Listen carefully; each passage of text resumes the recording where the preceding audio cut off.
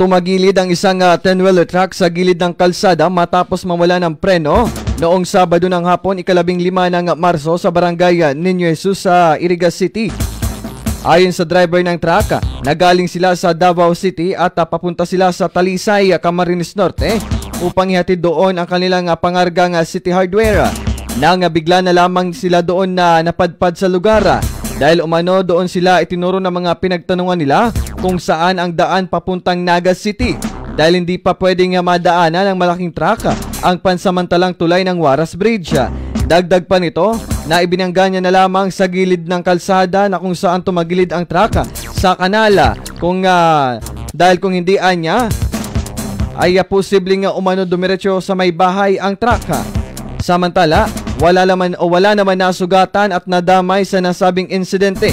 Agad naman nagtungo ang mga barangay official ng Niño Jesus nang malaman ang nasabing insidente.